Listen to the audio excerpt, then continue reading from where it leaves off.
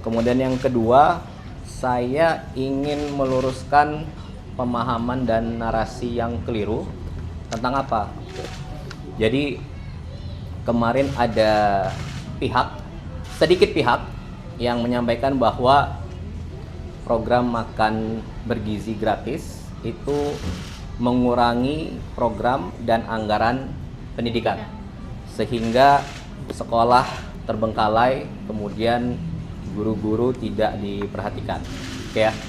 Jadi saya mau jawab itu narasi yang keliru. Ya. Jadi singkat cerita begini. Yang pertama, makan bergizi ini bertujuan untuk meningkatkan kualitas sumber daya manusia, dalam hal ini siswa dari PAUD, TK, SD, SMP, SMA dan setingkatnya untuk memperoleh pendidikan di sekolah. Oke.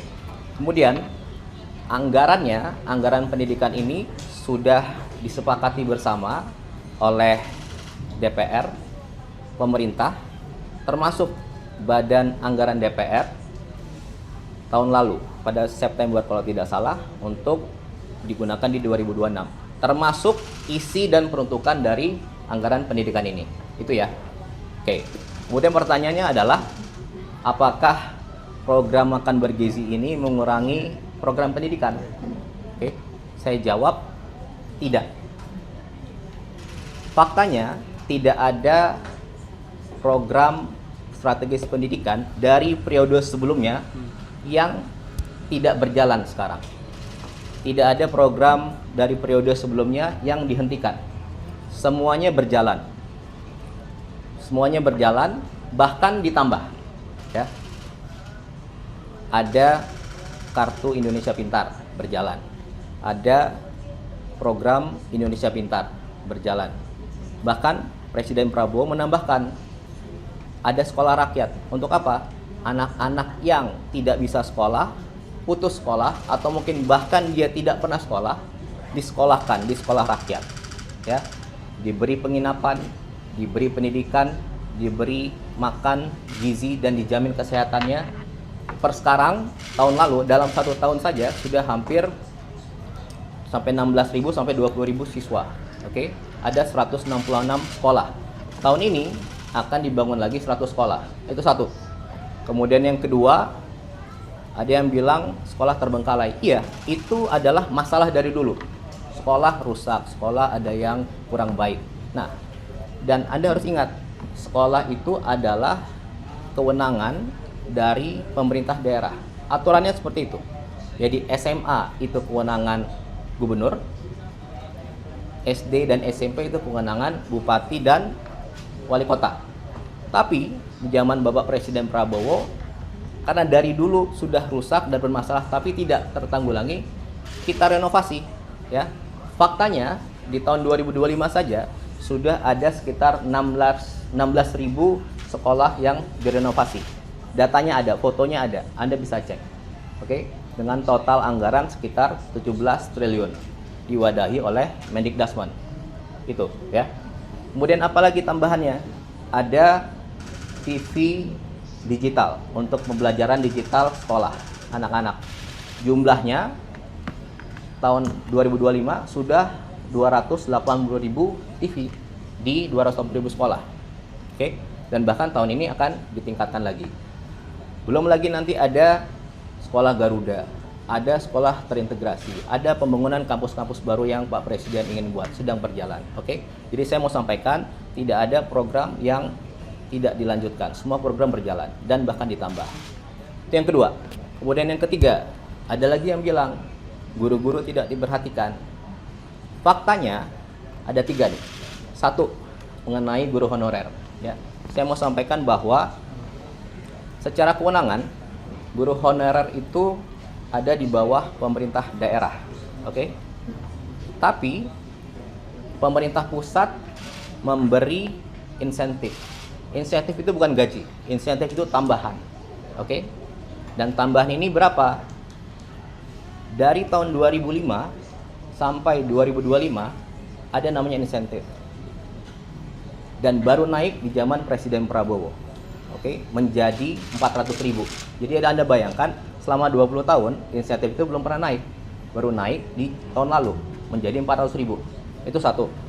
Kemudian yang kedua, ada tunjangan guru non ASN, ya. Jumlahnya berapa? Dari 1,5 juta tahun lalu naik menjadi 2 juta. Oke. Kemudian yang ketiga, apalagi kebijakannya? Yang paling dirasakan oleh guru-guru adalah, jadi dulu pemberian tunjangan honor itu melalui transfer ke daerah, pemerintah daerah yang beri, dan itu 3 bulan sekali baru dapat.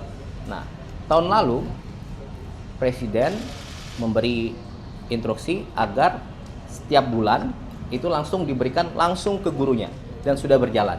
Oke, tentunya semua tadi diwadahi oleh Kementerian Dikdasmen. Oke, nah itu. Jadi yang mau saya sampaikan di sini, tidak ada program pendidikan yang dikurangi atau tidak berjalan.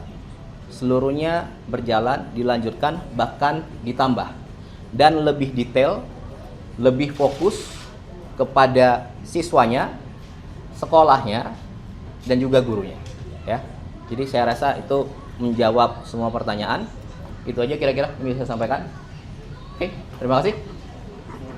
Mas, kalau boleh tanya, ini kan lagi ramai juga di sosmed mengatakan kalau misalkan setelah ada program MBG ini bahan-bahan kayak cabai bawang itu pada naik melonjak. Nah, terus habis itu ada beberapa yang mengatakan juga UMKM malah jadi turun, kayak ikan tapi malah pada tutup. Nah, itu boleh nggak sih Mas dilurusin lagi gimana kalau misalkan dari program ini sebenarnya tidak menyenggol arah tersebut? Oke, intinya saya mau jawab.